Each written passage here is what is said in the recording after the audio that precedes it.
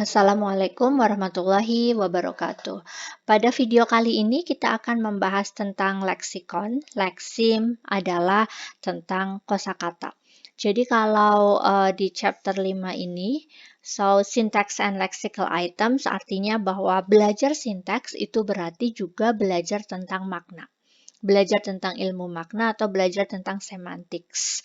Nah, uh, ketika belajar sintaks, maka ada kaitan erat dengan makna. Bahkan kalau kita belajar ilmu kamus, ilmu perkamusan, bagaimana cara menyusun kamus, apa saja yang harus disusun dalam sebuah kamus, atau disebut dengan ilmu leksikografi, itu juga ada sintaks yang bermain di situ. Kenapa? Karena sintaks memang elemen kunci dalam belajar bahasa, sehingga keduanya tidak dipisahkan.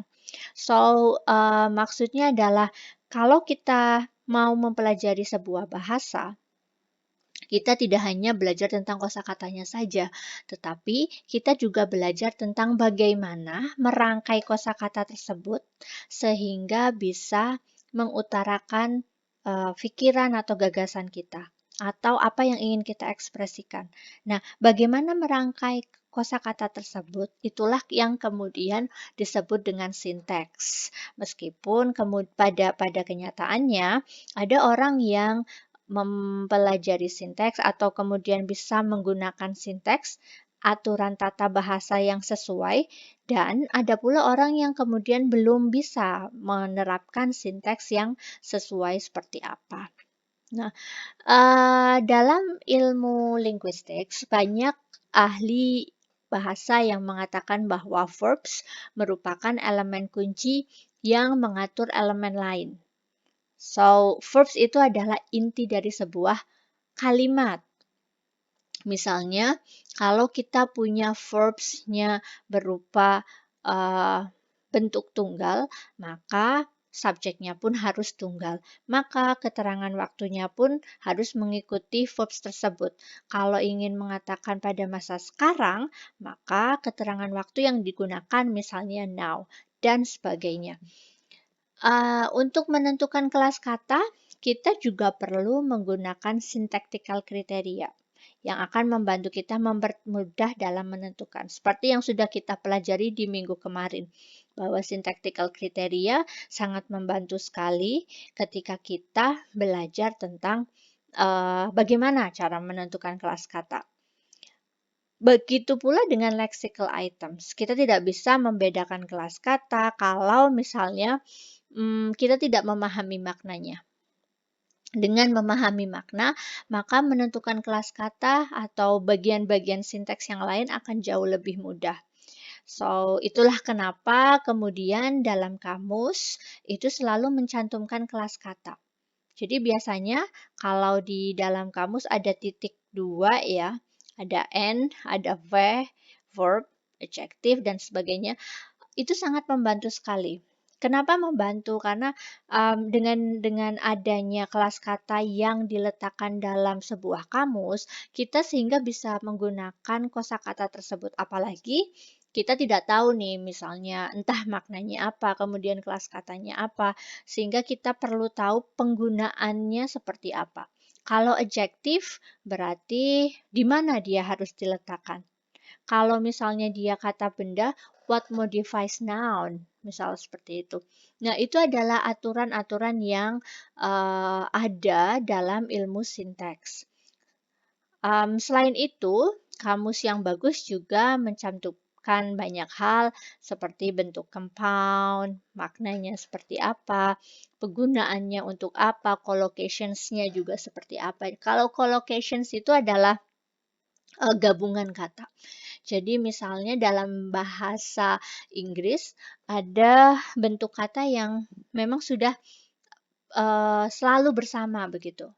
Misalnya kalau kita punya kata sama dengan dalam bahasa Indonesia, dalam bahasa Inggris itu similar to, bukan similar with, same as. Nah, ini disebut dengan compound. Okay. Individual verbs, complements, and adjunct. Lalu kalau sudah kita mengetahui verbs, dia adalah elemen utama dalam sebuah kalimat. Dia adalah elemen kunci yang pertama kali muncul dalam sebuah kalimat. Lalu bagaimana? Nah, complement, jadi ada yang namanya verbs, complement, dan adjunct. Complement itu diletakkan dekat dengan predikat. Informasi yang dimiliki complement juga melengkapi makna verb dan bersifat wajib. Oke, karena pentingnya peran complement, maka harus diletakkan dekat dengan inti dari sebuah kalimat, predicate. So, complement biasanya dia muncul dalam bentuk subjek atau juga dalam bentuk objek. Nah, dari sini kita bisa memahami bahwa kalimat itu at least harus ada subjek plus predicate.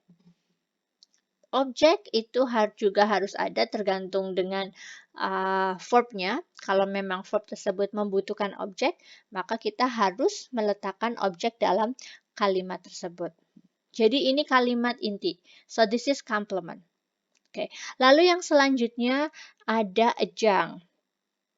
Adjunct diletakkan jauh dari predikat dan dia bersifat informasi tambahan. So, karena dia sifatnya adalah informasi tambahan, dia memberikan makna lebih dalam sebuah kalimat, maka dia boleh ada, boleh juga tidak ada. Dia sifatnya sunnah, gitu. Tidak harus selalu ada dalam sebuah kalimat. Dan pada umumnya, adjunct itu diletakkan jauh-jauh dari predicate. Karena memang dia informasi tambahan. Contoh dari adjunct itu adalah adverb atau indirect object. Contoh misalnya she eats rice quickly. Nah, dia dengan cepat makan nasi. Mungkin dalam bahasa Indonesia kita seperti itu. Tapi tidak bisa dalam bahasa Inggris. So, intinya kan di sini, pada kata eats dia adalah predikat. Jadi kamu harus meletakkan subjeknya dulu, baru kemudian objek. Nah, adjunct, ini adjunct. Information tambahan, maka kita taruhlah dia jauh-jauh dari predikat. Kita bisa meletakkannya ada di setelah objek. Oke. Dalam bahasa Inggris pula ada beberapa jenis kata kerja.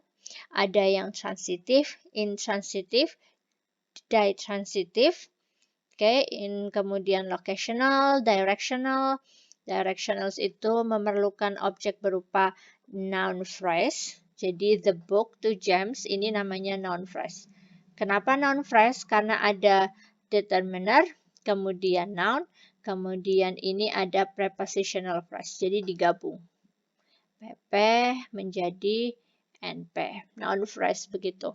Nah, so ini disebut dengan transitive directional. Lalu ada copula.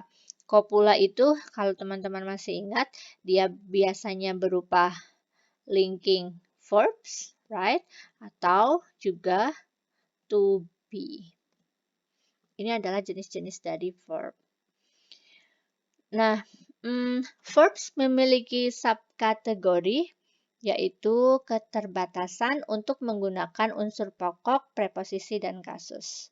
Itulah kenapa setiap verb itu memiliki pasangan preposisinya masing-masing. Jadi tidak bisa sekali lagi ketika kamu akan menggunakan kata kerja dari bahasa Indonesia, lalu kamu terjemahkan word per word dalam bahasa Inggrisnya. Tidak bisa. Tetapi kita harus melihat dulu konteksnya seperti apa, collocations dalam bahasa Inggris seperti apa. Misal, semoga sukses dengan ujiannya ya. Nah, kita tidak bisa bilang succeed with. No, tapi succeed in. Kok bisa seperti ini? Ya, sekali lagi, bahasa itu dia bersifat konvensional. Sehingga kita harus menghafal untuk bisa mengetahui preposisinya apa. Ada juga yang namanya subcategorization, yaitu batasan yang membatasi lexical verbs. Jadi, kata kerja itu dapat dipasangkan dengan jenis-jenis preposisi tertentu pada kasus tertentu. Dan ini sangat penting sekali, teman-teman. Maka saya sangat menyarankan ketika kalian menulis dalam bahasa Inggris dan kamu rasa bahwa kamu memerlukan preposisi untuk kata kerja yang akan kamu tulis. Jangan langsung kamu menerjemahkan ke bahasa Inggris, tapi coba cek dulu di kamus. Cambridge, Oxford, atau Webster misalnya. Kamu cek dulu, kosakata yang tepat digunakan apa, preposisinya apa. Karena sekali lagi, dia bersifat sangat-sangat unpredictable. Dan tidak ada polanya. Sehingga kita memang harus sering-sering membuka kamus. Sekali, dua kali mungkin belum hafal ya. Tapi ketika kata tersebut sering digunakan, kita menjadi terbiasa dengan menggunakan pola tersebut. Lalu ada juga selectional restrictions, yaitu batasan-batasan yang dimiliki oleh lexical nouns untuk bisa muncul dengan verb tertentu. Ternyata kosakata kata benda pun itu memiliki batasannya. Jadi ada kosakata apa saja yang bisa muncul dengan kata kerja tertentu. Oke, setiap kosakata mengandung informasi peran yang dimiliki oleh setiap non-clause. Sebagai contoh, misalnya build, calculate itu mengandung agent role. Jadi kalau kamu menggunakan kata build, maka harus ada pelaku. Oke, kemudian kalau kamu menggunakan kata build, berarti harus ada passion role, harus ada apa yang dibangun. Dia butuh objek di situ. Oke, nah kemudian pada kata build and calculate, pasti agentnya pada umumnya berupa human atau animate, sesuatu yang hidup begitu. Tapi kalau misalnya berbeda ya, ketika kita membicarakan tentang karya sastra, itu beda. So, dalam karya sastra, benda yang tidak bisa hidup itu pun juga bisa menggunakan build. Karena memang karya sastra itu bersifat breaking the linguistic rules. Dan itu tidak masalah karena memang karya sastra sifatnya adalah untuk memberikan keindahan dalam sebuah kalimat. So, karya sastra dan linguistik agak bertentangan memang, dan itu bisa dipelajari di stylistik. Jadi kalau ilmu stylistik itu adalah ilmu linguistik yang mempelajari tentang bahasa yang digunakan dalam karya sastra. Karya sastra sangat banyak sekali tidak mengindahkan aturan linguistik, terutama pada puisi. Kalau pada novel, kemudian cerpen, pada umumnya mereka sangat mengikuti aturan linguistik. Lalu pada kata build dan calculate ini, kedua kata kerja ini membutuhkan yang namanya passion role. Passion role-nya berupa inhuman. Oke. Kemudian yang selanjutnya, the Romans built this adequate. The computer will calculate the value of the variable. Oke. Nah, pada kedua kalimat ini menggunakan agent yang bukan berupa human, sehingga kalimat ini memiliki prototypical sebuah agent. Jadi ada ciri khusus dari kalimat ini. Ciri khusus yang dia bukan agent. Lexical verbs membatasi jenis kata benda. Jadi kalau kita bisa mempelajari lexical verb dengan baik dan benar, maka kita akan tahu, kata benda yang bisa dipasangkan dengan kata verb ini apa. Objeknya harus bentuknya seperti apa. Contoh nih, di nomor 10 dan 11. So, the word blame dan the word kill itu biasanya digunakan untuk human. Agentnya, pelakunya adalah human. Tetapi bisa sekali kita menggunakan kalimat kill dan blame itu untuk hal lain yang tidak sesuai dengan aturan. Dan biasanya ini mengandung metafora, makna-makna metafora. Misalnya the dog blamed us. Anjing ngeblame, menyalah-nyalahkan kita. Well, berarti kan tidak sesuai ya dengan sinteks, tapi it happens. Kemudian the objections killed the proposal. Jadi pada kalimat 10 dan 11 ini, kita berarti menggunakan metafora. Sama lah seperti dalam bahasa Indonesia, kita sering misalnya kesepian ini membunuhku, atau misalnya contohnya konser menghidupkan malam, and so on. Jadi itu adalah kalimat-kalimat metafora yang digunakan pada dasarnya umumnya seringnya dipakai dalam karya sastra. Atau ketika kita ingin mengekspresikan sebuah pikiran dengan hal-hal yang exaggerating. Lalu kalau kita berbicara tentang kata benda, so classes of nouns itu pun ada beberapa jenis, konkret, abstrak, common, proper, dan sebagainya.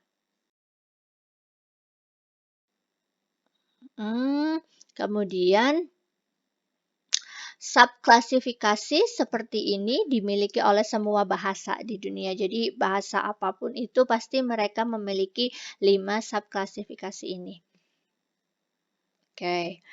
Lah, memahami 5 subklasis tadi menjadi sangat penting karena saling berkaitan dengan semantik, juga berkaitan dengan makna. Jadi misalnya kalau dalam bahasa Inggris jelas sekali. So proper nouns itu nama orang, nama kota, benda yang biasanya ditulis dengan huruf besar, maka tidak boleh menggunakan artikel the. Jadi nggak ada the Ethel, the Haira, itu tidak ada karena dia nama orang. The Semarang juga tidak ada. The Indonesia juga tidak ada. Atau some dalam bentuk plural pun juga tidak boleh digunakan.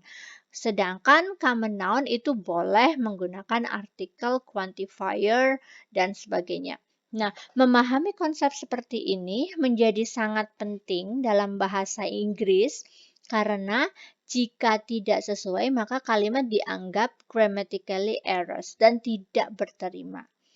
Saya sering mengatakan kalau kalian pertama kali menyebutkan kata benda yang dia itu bisa dihitung, maka kamu tidak boleh menuliskan book is cheap, misal gitu kan. Tapi harus a book atau the book, tergantung makna yang ingin disampaikan apa. Atau misalnya books. Nah, hal-hal yang seperti ini bisa kita pelajari ketika sebenarnya memahami konsep sinteks. Yakni dari sini, bahwa ada 5 kategori gramatikal untuk kata benda. Jadi kita perlu memahaminya.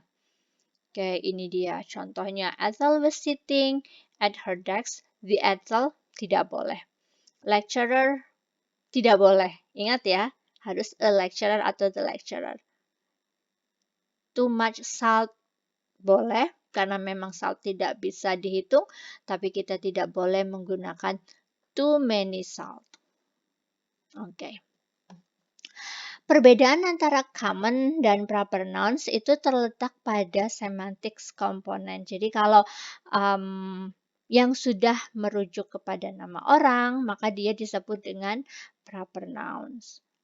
Oke, so yang terakhir, subkategorisasi selection and constructions. Ada concrete, count, sama human. Itu merupakan ciri dari kata benda yang bersifat melekat atau pasti. Konkret itu berarti kata benda yang konkret, nyata, wujud. Count bisa dihitung, and human itu berarti manusia. Frank Churchill gave a piano to John Fairfax.